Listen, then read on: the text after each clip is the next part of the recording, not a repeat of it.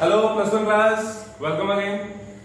चलो अब हमारा मोल कंसेप्ट हो चुका है, ठीक है। अब हम आगे बढ़ेंगे इसके बाद, ठीक है। इसके बाद जो टॉपिक है that is percentage composition and molecular formula, और एक टर्म और जुड़ेगी दैट इज एम्पिरिकल फॉर्मूला, ठीक है।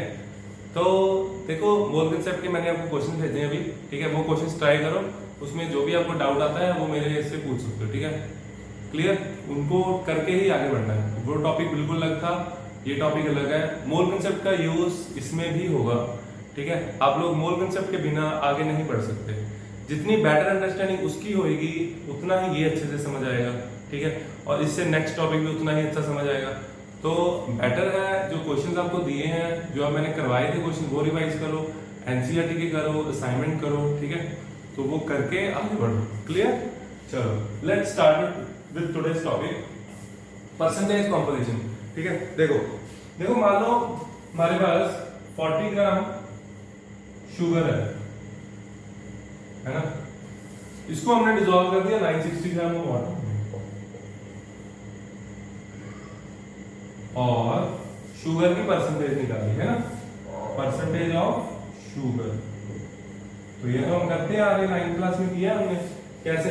मास ऑफ शुगर, मैं भी फॉर्मूला में लिख रहा, सीधा वैल्यू पुट कर रहा हूं। Mass of sugar upon total mass 960 plus 40, यानी कि 40 प्लस 960 इनटू 100। 100 क्यों? परसेंटेज के लिए, ठीक है। तो क्या आ गया? That is 40 divided by 1000 into 100।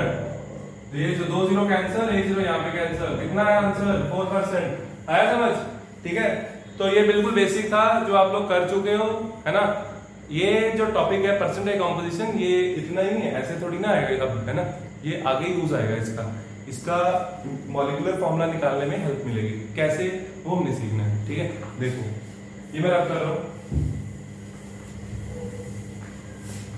ये भी एक छोटा सा टॉपिक है, ये भी, इसका भी हम एक क्वेश्चन जरूर करेंगे, ठीक है। Write down the topic percentage composition and molecular formula.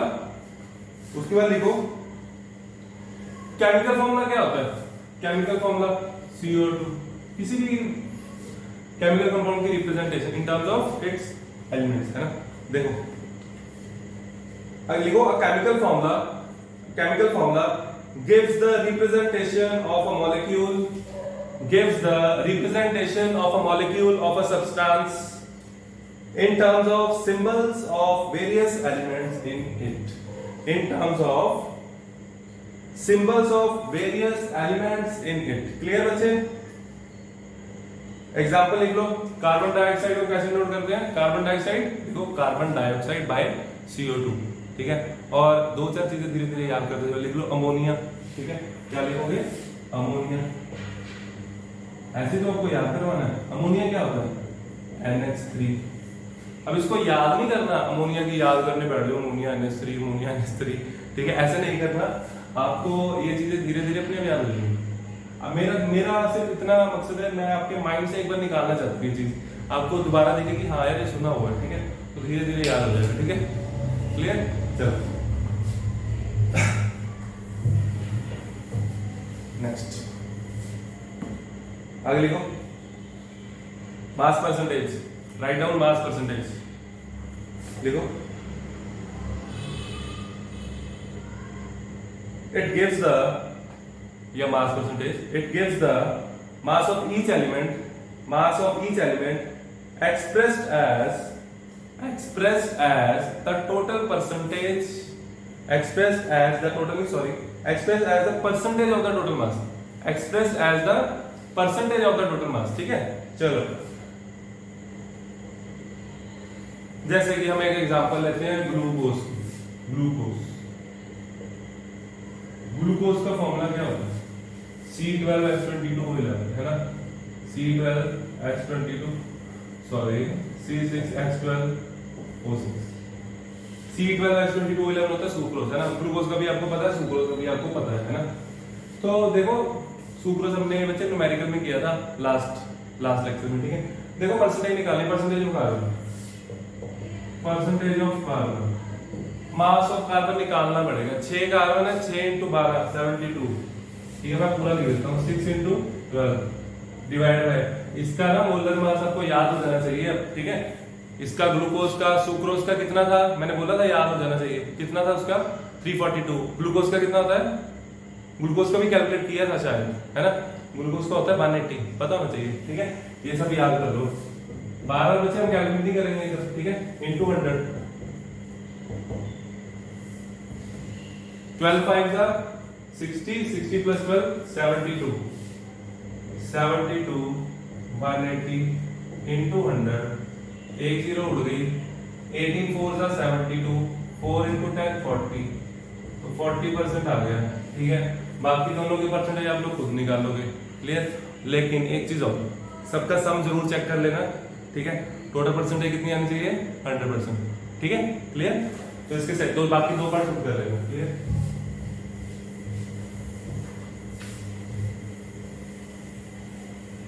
चलो next, empirical formula and molecular formula. ऊपर लिख देता हूँ, ये रख देते हैं, ये उसके साथ ही बताऊंगा मैं आपको।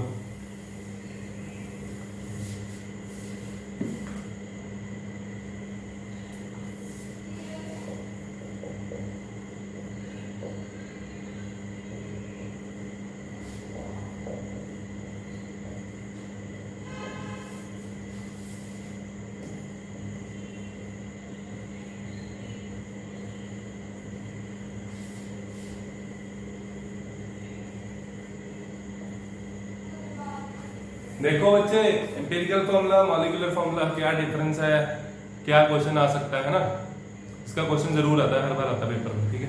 देखो, और ये आगे भी यूज होता है, इसके ना कंबाइन करके क्वेश्चन जेई में भी आते हैं, क्लियर। जैसे जैसे आप करते जाओगे आपको सब पता लगता जाएगा। देखो, जैसे सिंपलेस्ट फॉर्म है ग्लूकोज C6H12O6। मेरे को आप सिर्फ इतना बताओ कि क्या ये फॉर्मूला कंप्लीट है, क्या ग्लूकोज का फॉर्मूला यही होता है ना। सिर्फ आपको ये चीज सोचनी है, ये फॉर्मूला सही है, बिल्कुल सही है, ठीक है। एक चीज और लिखता हूं मैं, इसमें से 6 ले लिया कॉमन, ठीक है, अंदर बचा कार्बन 1, लिखना लिखो, नहीं लिखना ना लिखो, है ना। Hydrogen 2, oxygen 1। ये अगर मैं ये लिखूं, आप लोग ये नहीं बता सकते कि ये ग्लूकोज है, राइट। अगर मैं ये बताऊं आप लोगों के साथ ये ग्लूकोज है, ठीक है। लेकिन अगर मैं आपको ये बताऊं कि ये 6 से मल्टीप्लाई होने वाला है, तब आपको पता होना चाहिए कि इट्स अ ग्लूकोज, ठीक है। ये ग्लूकोज का मॉलिक्यूलर फॉर्मूला, ये ग्लूकोज का एम्पिरिकल फॉर्मूला, ठीक है। और ये उसके बीच में मॉलिक्यूलर और एम्पिरिकल के बीच में रिलेशन, ठीक है। जो एक्चुअल फॉर्मूला होता है, मैं अभी आपको डेफिनेशन दिखाऊंगा, जो एक्चुअल फॉर्मूला होता है वो उसको क्या बोलते हैं, मॉलिक्यूलर फॉर्मूला। और जो सिंपलेस्ट होल नंबर रेशियो में रहेगा, जो कॉमन आगे बाहर निकल जाएगा, है ना, उसको हम क्या बोलते हैं, सिंपलेस्ट रेशियो में, ठीक है, उसको बोलना है एम्पिरिकल फॉर्मूला, ठीक है। तो ये क्या होगा, दिस इज मॉलिक्यूलर फॉर्मूला, ठीक है, and this is empirical formula. And from this we also get that molecular formula equals to n times empirical formula. It can be one, right. Example पूछ सकते हैं, आप बोलेंगे एन मान है formula, molecular formula empirical formula किसका same होता है, तो हमारे पास एग्जांपल है, जैसे कि CO2, इसमें से कॉमन क्या निकलेगा, मान कुछ भी नहीं कॉमन निकलेगा ना। मॉलिक्यूलर फॉर्मूला भी यही है, ठीक है, एम्पिरिकल फॉर्मूला भी यही, क्लियर। इसको इसके साथ कंपेयर करो, मॉलिक्यूलर फॉर्मूला वन कॉमन है, सेम है, ठीक है, सिंपल फॉर्म में है पहले से, तो ये क्वेश्चन आ सकता है, ठीक है। अब आप लोग ये जनरल लिख लो, ठीक है, ये एग्जांपल लिख लो, फिर हम डेफिनेशन लिखते हैं, राइट इट डाउन, ये लिख लो। चलो, ये रिलेशन है, relationship between molecular formula and empirical formula. Write down definition of empirical formula, पहले लिखो, साथ लिखो। The chemical formula may be of two types, लिख लो, the chemical formula may be of two types, first empirical formula, second first empirical formula, second molecular formula. पहले लिखो empirical formula, the formula which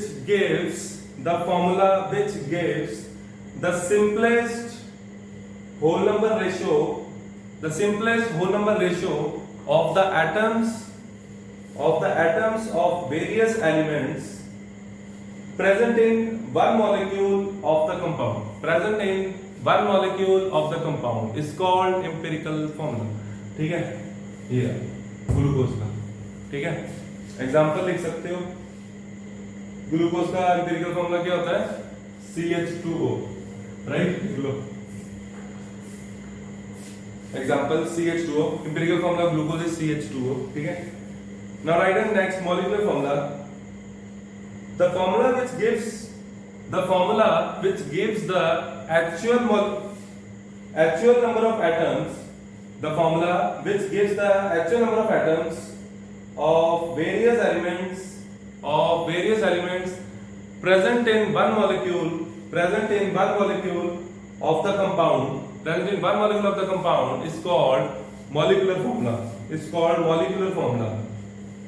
ठीक है बच्चे, मैं आपको definition समझा भी देता हूँ molecular formula की। The formula which gives the actual number of atoms of various elements present in one molecule of a compound, वो कहता है एक मॉलिक्यूल, किसी कंपाउंड के एक मॉलिक्यूल में एक्चुअल नंबर ऑफ एटम्स कितने हैं, वो क्या बताता है, उसका मॉलिक्यूलर फॉर्मूला। ठीक है, सिंपल। चलो आगे लिखो, ये नोट कर लिया आपने ना।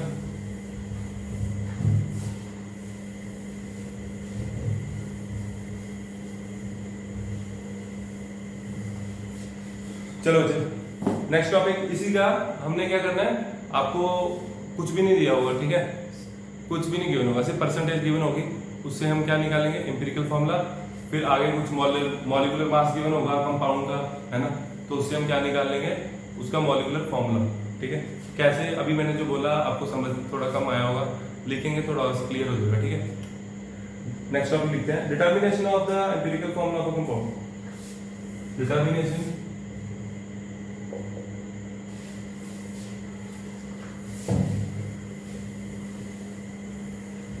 आप लोग लिख भी लो, लिखो determination of the empirical formula of the compound. Determination of the empirical formula of the compound. ठीक है, मैं डायरेक्ट क्वेश्चन करा रहा हूं, समझ आ जाएगा आपको। ठीक है, चलो write down question. The molecular mass of an organic compound is 78। The molecular mass of an organic compound is 78। ठीक है, and its percentage composition is ये मैं टेबल में आ रहा हूं, मुझे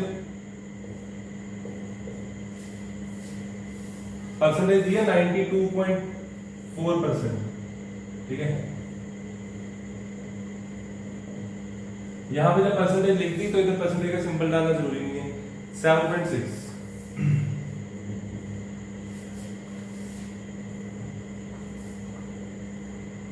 ये टेबल के बाहर। ठीक है,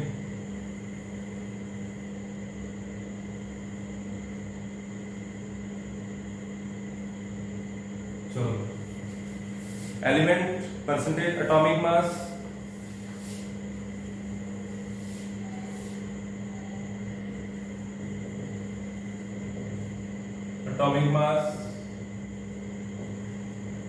moles of atom,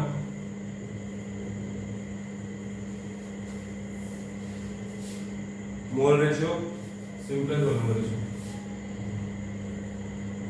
mole ratio, simplest whole number ratio.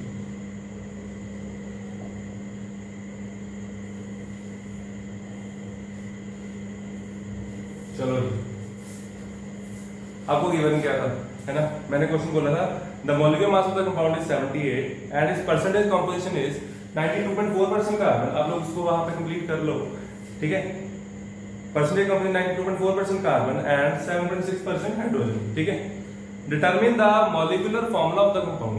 Determine the molecular formula of the compound. ठीक है, तो आप क्या करोगे, हर क्वेश्चन में ऐसे ही करना है, टेबल बनाओगे, पहले एलिमेंट लोगे उसने दिया हुआ, है ना, परसेंटेज लोगे, फिर उसका एटॉमिक मास भी गिवन होगा, नहीं तो नॉर्मली जो कॉमन एलिमेंट्स होते हैं वही होंगे। ठीक है, और जो अगर कुछ अलग सा होगा, जैसे कैल्शियम है उसको 40 होता है ना, कोई अलग आयरन है 56 है, तो नहीं पता, वो गिवन होगा। क्लियर, उसके बाद मोल्स ऑफ एटम्स।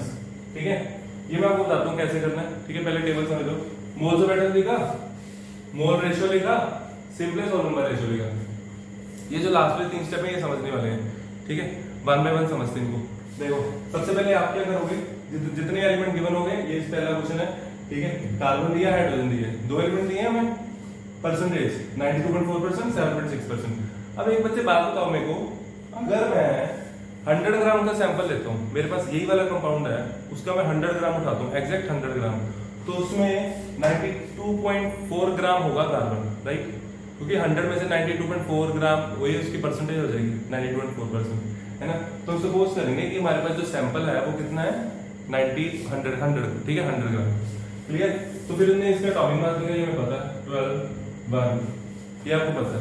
फिर आपने क्या निकाला, मोल्स ऑफ एटम्स, कार्बन के एटम के कितने मोल है कंपाउंड में, ठीक है। 100 ग्राम का सैंपल था, उसमें से कार्बन कितने ग्राम है, 92.4, ठीक है। तो कार्बन के एटम कितने, मोल्स ऑफ एटम कितने, इसका weight divide by atomic mass, 92.4 divide by 12 and that is equals to 7.7, ठीक है।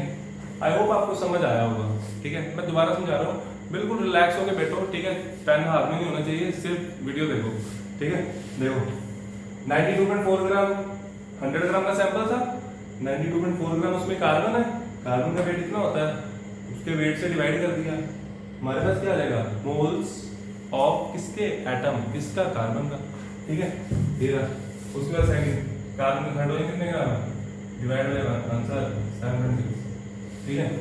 चलो ये स्टेप समझ आ गया, ठीक है। अब ये स्टेप बहुत मजेदार स्टेप है, ठीक है।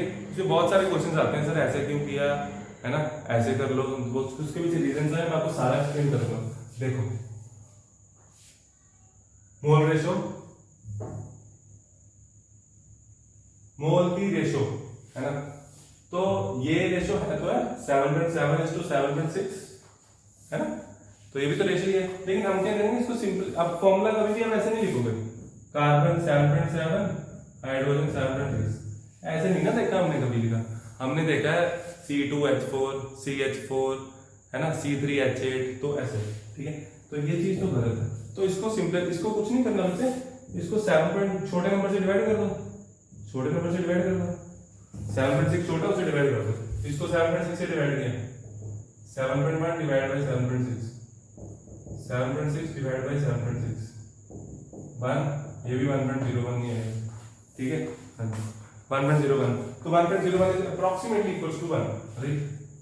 तो मेरे पास रेशियो आ गई, मेरे पास सिंपलेस्ट होल नंबर रेशियो आ गई, it means I have got empirical formula, है ना, and that is CH, clear. तो हमारे पास एम्पिरिकल फॉर्मूला आ चुका है, जो है CH, सिंगल ब्रैकेट में रख सकते हो, क्लियर। ये था आपका फर्स्ट पार्ट, ठीक है। अब हमें मॉलिक्यूलर मास दिया हुआ है, उससे मॉलिक्यूलर फॉर्मूला निकालना है, ठीक है, वो मैं आपको अभी कराता हूँ, ये नोट कर दो सारा।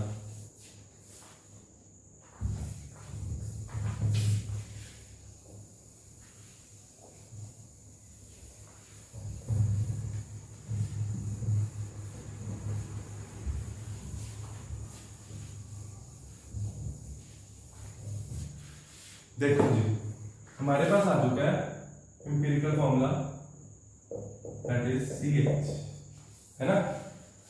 एम्पिरिकल फॉर्मूला आ गया, एम्पिरिकल मास भी आ जाएगा, है ना, वो भी निकालना है। तब देखो एम्पिरिकल मास,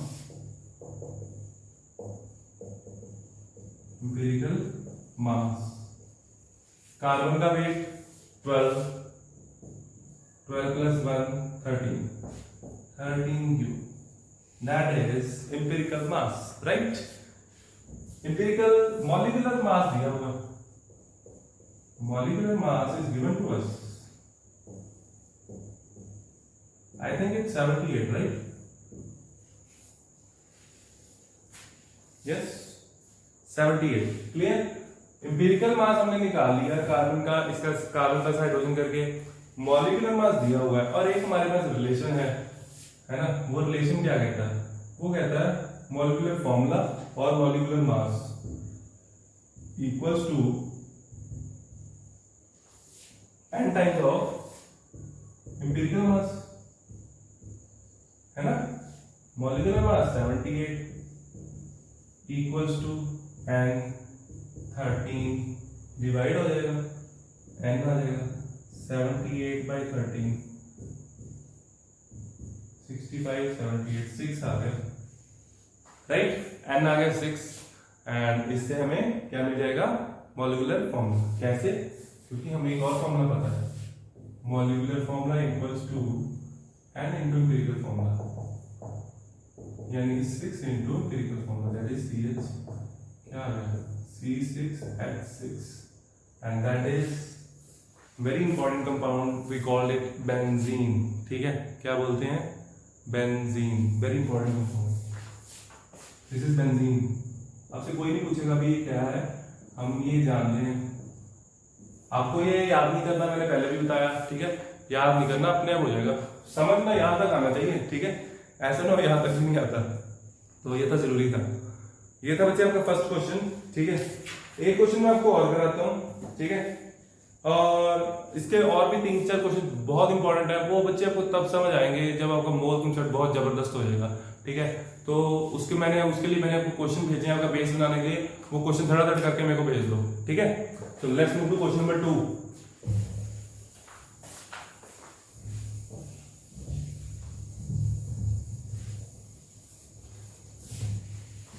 क्वेश्चन नंबर 2, राइट डाउन बच्चे, an organic compound on analysis gave the following percentage composition, इधर हम लिखेंगे एलिमेंट है इस बार कार्बन। आप लोग पहले पूरा क्वेश्चन लिखोगे, ठीक है। Carbon following percentage composition, carbon की गिवन है 57.8%, 57.8%, ठीक है। कॉमन डाल के लिखो। Hydrogen 3.6%, hydrogen 3.6%। यहां पे देखो, पहले यहीं पे आपको वो फंसाने की कोशिश करेगा, ऑक्सीजन की परसेंटेज बताई नहीं हुई है ना, बोल रहा है and the rest is oxygen, तो कोई दिक्कत नहीं है, 100 में से माइनस करके हम खुद भी निकाल सकते हैं, ऐड करो 100 में से माइनस कर लो, ठीक है। ये हम बाद में करते हैं, पहले क्वेश्चन पूरा कर लो। The vapor density of the compound was found to be 83.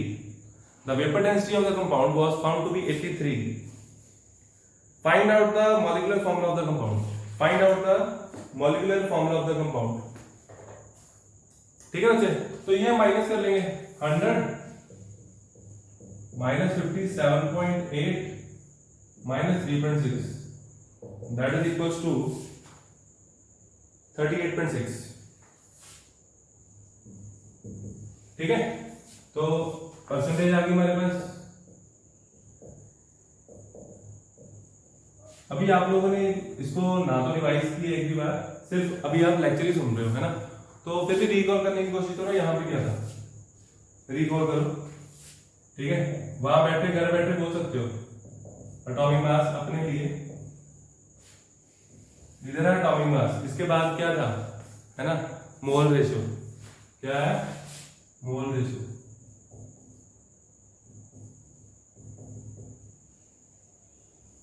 Mole ratio से पहले क्या है, मोल्स ऑफ एटम्स, ये नहीं है, मोल ऑफ एटम्स, यहां पे मोल रेशियो, इधर simple ratio.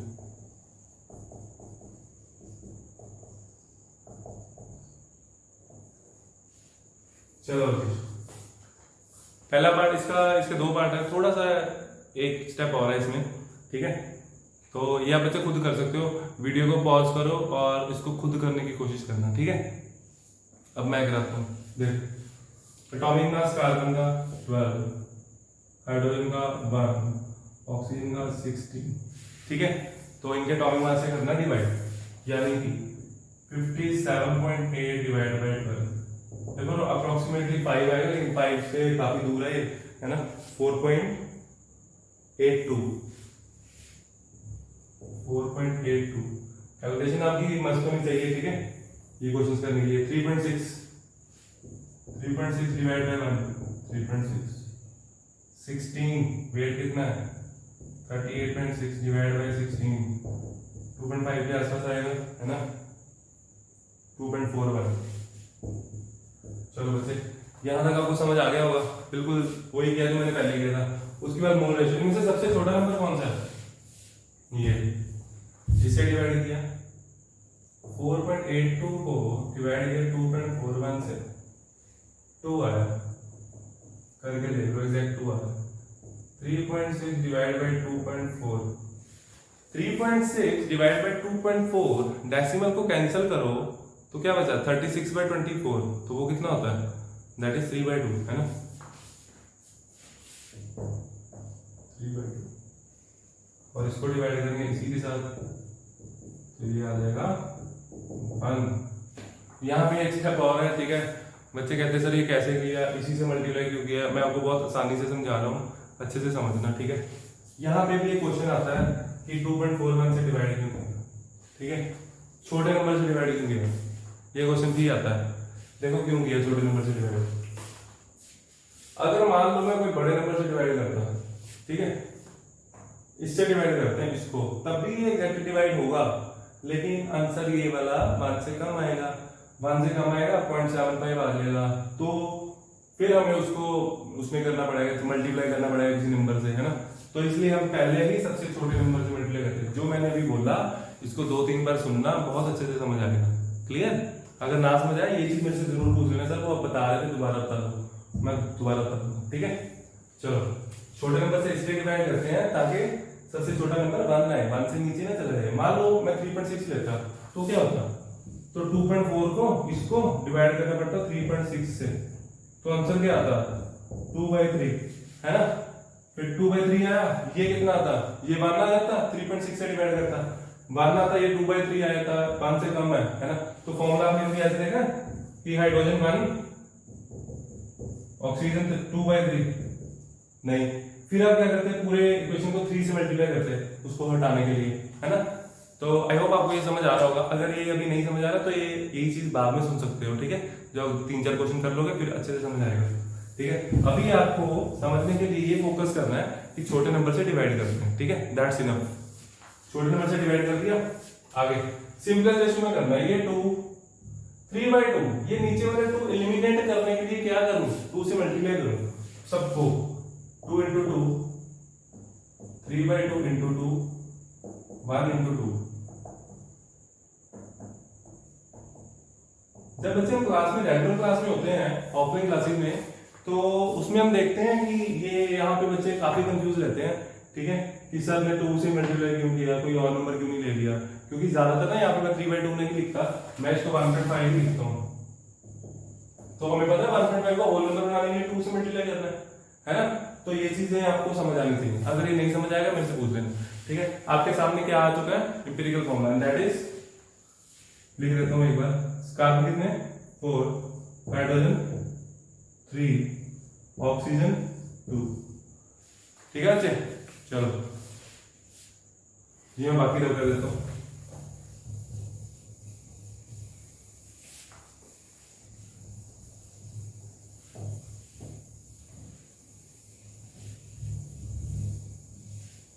C4H3O2, okay, C4H3O2, चलो कुछ भी होगा।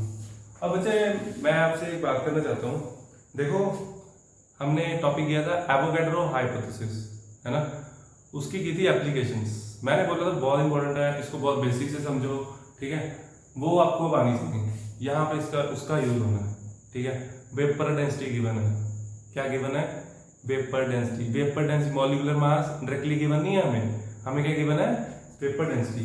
We should know molecular mass is equals to 2 into vapour density. ये चीज बच्चे हमें पता होनी चाहिए, तभी होएगा क्वेश्चन ये, ठीक है। तो 2 into वेपर डेंसिटी, पीछे जाके ये रिलेशन एक बार देखना दोबारा, ठीक है। 2 into 83 दैट इज 166 U, ठीक है। आगे सेम है, आगे आपको आता है एम्पिरिकल मास निकालो। Empirical mass 4 into 12 48 plus 3 plus 16 2s are 32, 51 plus 32 83,